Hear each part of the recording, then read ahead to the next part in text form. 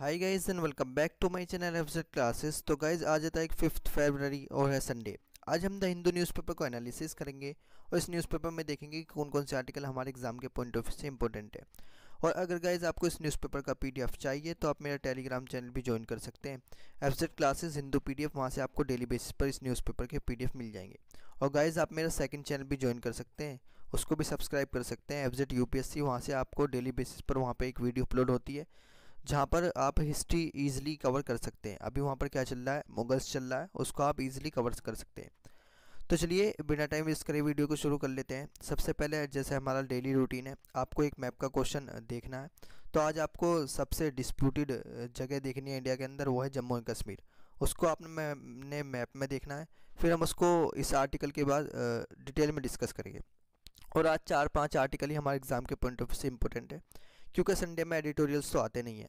तो चलिए बिना टाइम वेस्ट करे वीडियो को शुरू कर लेते हैं। ये एक आर्टिकल हमारे एग्जाम के पॉइंट ऑफ व्यू से इंपॉर्टेंट है। फ्रंट पेज पर इस आर्टिकल में बताया है, जो अगर हम टाइम लाइन में पीछे जाएं तो जनवरी 25 को क्या हुआ था, एक यूएस बेस्ड कंपनी जो हिंडनबर्ग है, हिंडनबर्ग रिसर्च ने क्या किया था, अडानी पर बहुत सारे आरोप लगाए थे कि अडानी क्या कर रहे हैं, वो फ्रॉड कर रहे हैं, अकाउंटिंग का फ्रॉड कर रहे हैं, स्टॉक मैनिपुलेशन कर रहे हैं, और काफ़ी सारे आरोप लगाए गए थे। 108 पेज की उन्होंने क्या निकाली थी, रिपोर्ट निकाली थी। उसका लिंक मैं डिस्क्रिप्शन में डाल दूंगा, वहाँ से आप उसको पढ़ सकते हैं। तो उसको लेकर भी एक इशू आया है, जो अडानी के जो स्टॉक्स हैं, जो वहाँ पर कंपनीज़ हैं अदर कंट्रीज़ में, अब उनको लेकर वॉरियर्स सा देखने को मिल रहा है, वरीज देखने को मिल रही हैं नेबरहुड कंट्रीज़ में। जैसे बांग्लादेश के अंदर फर्म है अडानी की, तो उसको लेकर पावर जनरेट के ऊपर बात चल रही है कि अब पावर जनरेट होगी या नहीं होगी। तो अडानी सागा वॉरियर्स नेबरहुड, मतलब जो अडानी के इतने बड़े बड़े क्या हैं प्लांट्स हैं, कंपनीज हैं, अब वो नेबरहुड कंट्रीज़ में उनका काम चलेगा या नहीं चलेगा। तो ग्रुप है interested in power and port project across the region. तो ग्रुप के अंदर क्या है, पावर पोर्ट्स प्रोजेक्ट जो हैं आपको हर जगह इसके देखने को मिल जाएंगे। New Delhi is emphasising the shed back to these want effect ties. तो न्यू दिल्ली की तरफ से स्टेटमेंट आया है कि इससे क्या होगा, नेबरिंग कंट्रीज़ के टाइज बेकार नहीं होंगे, ख़राब नहीं होंगे। जिसकी वजह से क्या हुई है, जो रिपोर्ट आई है किसको लेकर, अडानी के ऊपर जो आरोप लगाए गए हैं। Project is one of the number in the neighbourhood. बहुत सारे प्रोजेक्ट चल रहे हैं, जैसे श्रीलंका में हो गया, नेपाल में हो गया, म्यांमार में हो गया, जो Narendra Modi governments neighbourhood first की इनिशिएटिव्स में आते हैं। 5 सालों के अंदर ये सारे प्रोजेक्ट देखने को मिले हैं, इनके हाइलाइट्स देखने को मिली हैं। जैसे Gautam Adani with regional leader से जैसे मिले हैं, बांग्लादेश के प्राइम मिनिस्टर शेख हसीना से मिले थे सितंबर 2022 में, एंड श्रीलंकन प्रेसिडेंट गोटाबाया राजपक्सा से भी मिले थे Adani family members with the senior officers from Myanmar एवं इंडोनेशिया। बहुत सारे ग्रुप से क्या है कनेक्शन देखने को मिल जाएगा अडानी ग्रुप्स का। तो उसको लेकर अभी क्या देखने को मिला है, जो रिपोर्ट्स आई है, क्या उससे जो नेबरिंग कंट्रीज़ है उनके उस पर भी फ़र्क पड़ेगा, उनके जो वहाँ पर फर्म है उनके वर्किंग पे भी क्या फ़र्क पड़ेगा, उस चीज़ को लेकर यहाँ पर बात कही है। अब हमने इशू भी देख लिया और जो पिछला इशू चल रहा था इसको लेकर वो भी देख लिया। अब मैप का आर्टिकल देख लें, मैप का क्वेश्चन देख लेते हैं। तो मैप में आज हम आपने देखा जम्मू एंड कश्मीर, तो चलिए इसके बारे में डिटेल में डिस्कस कर लेते हैं। जम्मू एंड कश्मीर की बात करें तो एक रीजन है, एडमिनिस्ट्रेड होता है इंडिया के द्वारा एज ए यूनियन टेरिटरी। फिर पहले 2019 में क्या था, पूरा स्टेट था, जिसके अंदर southern portion of larger Kashmir region भी आता है, जो कि सब्जेक्ट है disputed between India and Pakistan 1947 से, जब पार्टीशन हुआ था, between India and China since 1962, जब इंडो चाइना वार हुआ था। लाइन ऑफ कंट्रोल सेपरेट करती है जम्मू एंड कश्मीर को from Pakistani administered territory of Azad Kashmir and Gilgit Baltistan in the west and north. ये लाई करता है north of the Indian state of Himachal Pradesh and Punjab, and to the west of Ladakh. West of Ladakh में ये लाई करता है, जो एडमिनिस्ट्रेट करता है by the Indian union territory as administered by the Indian government. Provision for the formation of UT of Jammu and Kashmir, जिसको लाया गया था, जिसके अंदर Jammu and Kashmir reorganisation act 2019 को लाया गया, जिसके अंदर दोनों houses of parliament of India के द्वारा पास किया गया बिल अगस्त 2019 में। फिर एक्ट को रिकॉन्स्टिट्यूट किया गया formal state of Jammu and Kashmir के लिए। इसको 2 यूटीज़ में बांट दिया गया, 1 Jammu and Kashmir and second Ladakh. और ये इफेक्ट में फोर्स में आया था 31 अक्टूबर 2019 से। अब जम्मू एंड कश्मीर को अपना नाम कैसे मिला, तो टर्मिनोलॉजी इसकी कैसे रखी गई। तो Jammu and Kashmir is named after the two region, दो रीजन्स की वजह से इसको अपना नाम मिला, एक तो जम्मू रीजन वाला और एक कश्मीर वैली वाला। तो इसको जम्मू रीजन और कश्मीर वैली की वजह से अपना नाम मिला है Jammu and Kashmir. Government of Pakistan Pakistani sources दिखाते हैं जम्मू एंड कश्मीर को as a part of Indian occupied Kashmir IOK और Indian held Kashmir IHK। Government of India and Indian sources इसको दिखाते हैं call the territory under Pakistan control Pakistan occupied Kashmir और पाकिस्तान हेल्ड कश्मीर, यानी कि पाकिस्तान दिखाता है कि इंडियन ऑक्यूपाइड कश्मीर में और इंडिया दिखाती है पाकिस्तान ऑक्यूपाइड कश्मीर में। तो ये बहुत ही मोस्ट डिस्प्यूटेड एरिया है इंडिया और पाकिस्तान के बीच में। Indian administered Kashmir and Indian controlled Kashmir are often use by neutral sources. State of Jammu and Kashmir was accorded special status, Jammu and Kashmir को स्पेशल स्टेटस मिला article 370 of the constitution of India से। In contest to other state of India, Jammu and Kashmir के पास अपना constitution था, उसका flag था, उसका एडमिनिस्ट्रेटिव ऑटोनॉमी था और इंडियन सिटीजन जो हैं अदर स्टेट से वो यहाँ पर पर्पस वो नहीं कर सकते थे, लैंड को परचेज भी नहीं कर सकते थे, प्रॉपर्टी को जम्मू एंड कश्मीर में। फिर जम्मू एंड कश्मीर की 3 डिस्ट्रिक्ट एरिया जैसे हिंदू मेजोरिटी जम्मू रीजन, जैसे Muslim majority Kashmir valley and Buddhist dominate Ladakh. तो यहाँ पर आपको तीनों रिलीजन देखने को मिल जाएंगे। हिंदू मेजोरिटी जम्मू में रहती है और मुस्लिम मेजोरिटी कश्मीर वैली में और बुद्धिस्ट डोमिनेट करते हैं लद्दाख में। अनरेस्ट एंड वायलेंस देखने को मिला है कश्मीरी वैली में और बहुत सारे डिस्प्यूट देखने को मिले हैं स्टेट इलेक्शन 1987 से।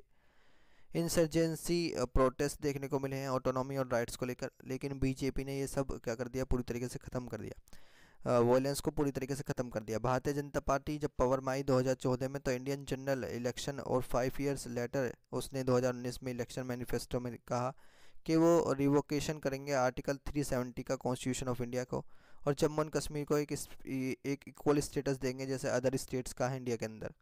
यहाँ का क्लाइमेट कैसा है, तो climate of Jammu and Kashmir varies करता है उसके एल्टीट्यूड पर, हाइट पर उसके वेरी करता है रीजन्स टू रीजन। साउदर्न और साउदर्न मोस्टर्न एरिया जो है वो सब ट्रॉपिकल क्लाइमेट है जिसके अंदर गर्मी भी है और सर्दी भी है। अब यहाँ पर रिलीजन क्या डोमिनेट करता है, तो मुस्लिम कॉन्स्टिट्यूट करता है majority of population Jammu and Kashmir को with a large Hindu minority भी यहाँ पर है। Kashmir division is predominantly Muslims 96.4% यहाँ पर मुस्लिम रहते हैं और small Hindus 2.4% and 6.8% population. Only 808 Kashmiri Hindu Pandit families यहाँ पर रहती हैं वैली में after their force displacement by Islamic militant. Shias are mostly concentrated in Budgam district जहाँ पर वो 30 to 40% पॉपुलेशन का शेयर करते हैं। अब हमने जम्मू एंड कश्मीर के बारे में डिटेल में डिस्कस कर लिया। अब देख लेते हैं नेक्स्ट आर्टिकल जो हमारे एग्जाम के पॉइंट ऑफ व्यू से इंपॉर्टेंट है। हाँ, नेक्स्ट आर्टिकल जो हमारे एग्जाम के पॉइंट ऑफ व्यू से इंपॉर्टेंट है वो दिया गया है 3 पेज पर और ये ब्रीफ में दिया गया है। ये आर्टिकल क्या है, इम्पोर्टेंट है और इस चीज़ को किस चीज़ को लेकर इम्पोर्टेंट है कि अभी क्या देखने को मिला है, एक फैशन शो रिवेन्यू चल रहा था। कहाँ पर ये फैशन शो रिवेन्यू चल रहा था, मणिपुर में, जो मणिपुर में चल रहा था। इम्फॉल जो कैपिटल है मणिपुर की, वहाँ पर एक फैशन शो चल रहा था सनी लियोन का। यहाँ पर ग्रेनाइट एक्सप्लोइट्स देखने को मिला है। तो close to where Bollywood actor Sunny Leone's schedules to participate in a fashion show parade में वो क्या करती, पार्टिसिपेट करती फरवरी 5 को और वहाँ पर क्या देखने को मिला है, ग्रेनेड देखने को मिला है। ये आर्टिकल अब नेक्स्ट भी आएगा और भी आएगा आगे, तो उसको डिटेल में डिस्कस करेंगे।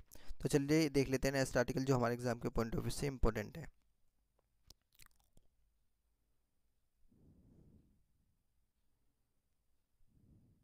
हाँ, नेक्स्ट आर्टिकल जो हमारे एग्जाम के पॉइंट ऑफ व्यू से इंपॉर्टेंट है वो बेसिकली दिया गया है 7th पेज पर। यह आर्टिकल मोस्ट इंपॉर्टेंट है। आज के अगर एडिटोरियल आज के अगर न्यूज़पेपर एनालिसिस में देखें तो आर्टिकल सबसे इंपॉर्टेंट है। इस आर्टिकल में बताया है एल्बर्ट्रोस के बारे में, एल्बर्ट्रोस और ग्रेट इंडियन बस्टर्ड।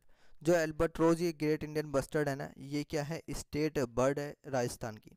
और इनको क्या देखने को मिल रहा है, इनको कंसर्न्स देखने को मिल रहा है किस चीज़ से लेकर, ये जो आपको ट्रांसमिशंस देखने को मिल जाएंगे, ट्रांसमिशन लाइंस, इनसे इसको क्या देखने को मिल रहा है, कंसर्न्स देखने को मिल रहा है।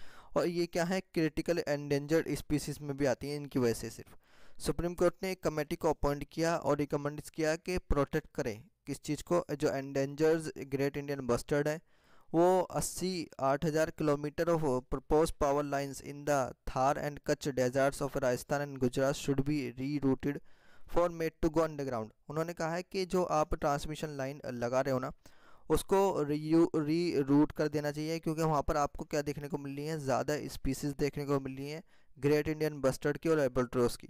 तो उसको क्या कर देना चाहिए, आपको पूरी तरीके से क्या कर देना चाहिए, उसको वहाँ से अंडरग्राउंड कर देना चाहिए, वहाँ के तारों को आपको वहाँ से बिल्कुल हटा देनी चाहिए transmission line.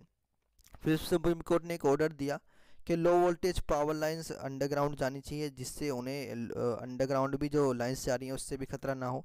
No significant step appear to have been taken by power companies, जो सुप्रीम कोर्ट का डिसीजन था उसके द्वारा पावर जो कंपनीज हैं उनके द्वारा बिल्कुल भी इस पर क्या नहीं किया गया, अमल नहीं किया गया। By power companies and state government to comply with them.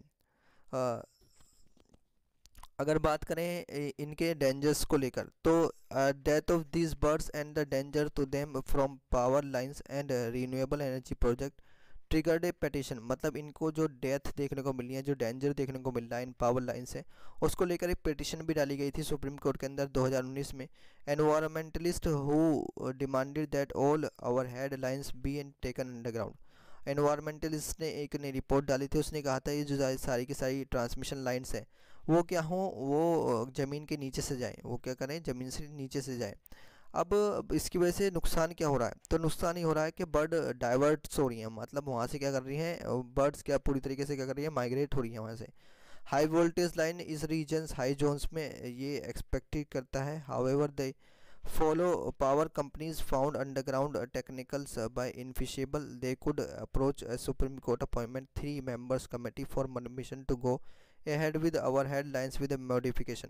मतलब अगर इनको बचाना है तो सुप्रीम कोर्ट की बात माननी पड़ेगी, 3 मेंबर कमेटी बनानी पड़ेगी और परमिशन देनी पड़ेगी कि वो मॉडिफिकेशन के साथ जाएं। अब हाई मॉरलिटी रिस्क और रिसेंट एविडेंस जो मिले हैं ग्रेट इंडियन बस्टर्ड के, mortalities in the priorities area of Rajasthan, सबसे ज़्यादा राजस्थान में देखने को मिली है ये। फ्रीक्वेंट मूवमेंट जो है both species of bustard in the prototypes area of Gujarat में भी देखने को मिली है। Request the honourable supreme court for necessary directions to concern agencies, ये सब कंसर्न देखने को मिला है, ये सब देखने को मिला है राजस्थान और गुजरात के अंदर, ये सब कंसर्न देखने को मिला है क्योंकि वहाँ सबसे ज़्यादा यह देखने को मिलती हैं ग्रेट इंडियन बस्टर्ड। और इनकी जो यहाँ पर आपको क्वांटिटी देखने को मिल जाएगी वो सिर्फ अब ये 150 के लमसम इंडिया में बची हुई हैं और ये राजस्थान में सबसे ज़्यादा देखने को मिलती हैं और इनको लेकर कंसर्न बहुत सारे देखने को मिल जाएंगे।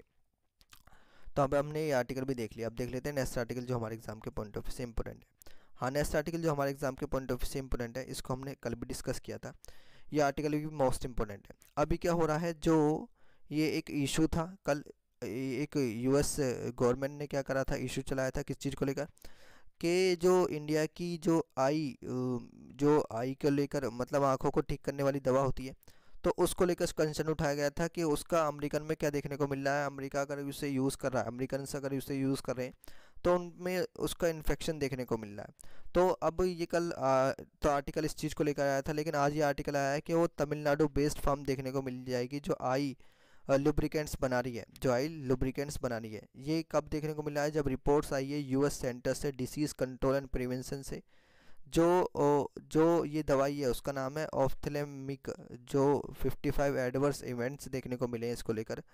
और अगर बात करें central drugs standard control organisation CDSCO, जिसने इंस्ट्रक्ट किया है Tamil Nadu based global pharma health care को कि वो मैन्युफैक्चरिंग को बंद कर दे product under the category of in the category of ophthalmic preparations till the completion of investigation. मतलब जब तक इस चीज़ की इन्वेस्टिगेशन ना हो, जब तक ऊपर से इसकी इन्वेस्टिगेशन ना हो, उसके बावजूद इसको क्या हो बनाया ना जाए बिल्कुल भी, ये CDSCO की तरफ से स्टेटमेंट देखने को मिला है। क्योंकि इसके ज़्यादा इन्फेक्शन केसेस देखने को मिले हैं, इसकी वजह से जो अमेरिकन इसको यूज़ कर रहे हैं उनमें ज़्यादा इन्फेक्शन केस देखने को मिल रहे हैं, उनकी आइज़ में इन्फेक्शन देखने को मिल रहा है। तो CDSCO ने कंसर्न दिखाया इस चीज़ को लेकर, कहा है तमिलनाडु जो based global pharma health care है कि वो ऑफ्थेल्मिक को क्या करे, पूरी तरीके से प्रिपरेशन को उसकी बंद कर दे जब तक उसकी इन्वेस्टिगेशन ना हो जाए। ये US centre for disease control and prevention की तरफ से कंपनीज़ का स्टेटमेंट देखने को मिला है। अभी आर्टिकल भी हमने डिटेल में डिस्कस कर लिया। अब देख लेते हैं नेक्स्ट आर्टिकल जो हमारे एग्जाम के पॉइंट ऑफ व्यू से इंपॉर्टेंट है। हाँ, नेक्स्ट आर्टिकल जो हमारे एग्जाम के पॉइंट ऑफ व्यू से इंपॉर्टेंट है वो बेसिकली साइंस एंड टेक में दिया गया है। ये आर्टिकल भी मोस्ट इंपॉर्टेंट है, स्नैपशॉट्स में आर्टिकल दिया गया है। इस आर्टिकल में बताया है कि अभी क्या देखने को मिला था जो फ़ैरोज़ हैं, बेसिकली फ़ैरोज़ कौन होते हैं, जो इजिप्ट में आपको देखने को मिल जाएंगे, ऐसे फ़ैरोज़, उन्हें फ़ैरोज़ बोलते हैं। अब ये क्या देखने को मिल जाएंगे, जब इनकी डेथ हो जाती है तो ये वहाँ पर क्या था, कल्चर था। पहले क्या था, एंशियंट टाइम में वहाँ पर कल्चर था कि वहाँ के राजाओं को एक बॉक्स में बंद करके उन्हें रख दिया जाता था। उनके साथ उनकी ट्रेजर भी रखी जाती थी, खाना, उनके रहने की जगह, सब चीज़ उनके साथ रखी जाती थी। तो ये बताया गया है कि स्टडी ने फाइंड किया है कि 3 डिफरेंट मिक्सचर यूज़ होते थे। 3 डिफरेंट मिक्सचर यूज़ होते थे। अब वो 3 डिफरेंट मिक्सचर क्या, उनको आगे देखेंगे। तो 3 डिफरेंट डिफरेंट मिक्सचर को यूज़ किया जाता था उनके एम्बलम के लिए, उनको पैक करने के लिए 3 मिक्सचर्स को यूज़ किया जाता था। Scientific ancient Egypt's receipts for chemicals mixtures use in embalming different human body parts have been identified nature the mummifications process. ये क्या फैक्शन होता है, मुमिफेक्शंस, तो इसे क्या बोलते हैं, इसे बोलते हैं प्रोसेस जो जिसके अंदर इन्हें मम्मीज़ को पैक किया जाता है, उसको बोलते हैं mummifications. The use of many different embalming substance इसके अंदर यूज़ होते हैं। रिसर्च ने फाउंड किया है कि 3 डिफरेंट मिक्सचर इसमें यूज़ होते हैं, जिसके अंदर आता है एक तो एलिमेंट रेसिन, एक पिस्टेशिया रेजिन्स और बाई प्रोडक्ट ऑफ जुपियर और साइप्रिस एंड बेशेवेक्स इसके अंदर यूज़ होता है इन मम्मीज़ को पैक करने के लिए। दैट वर स्पेशली जो यूज़ होता है एम्बलिंग द हेड, सिर को पैक करने के लिए। अदर मिक्सचर यूज़ होते हैं वॉशिंग द बॉडी, बॉडी को वॉश करने के लिए, और स्किन को सॉफ्ट बनाने के लिए इनको यूज़ किया जाता है। तो अब हमने ये आर्टिकल भी देख लिया। अब देख लेते हैं नेक्स्ट आर्टिकल जो हमारे एग्जाम के पॉइंट ऑफ व्यू से इंपॉर्टेंट है। तो गाइस आज ये आर्टिकल थे जो हमारे एग्जाम के पॉइंट ऑफ व्यू से इंपॉर्टेंट थे। वीडियो अच्छी लगे तो वीडियो को लाइक करें एंड चैनल को सब्सक्राइब करें। मिलता है नेक्स्ट वीडियो में, तब तक के लिए थैंक यू। जय Hind and never give up.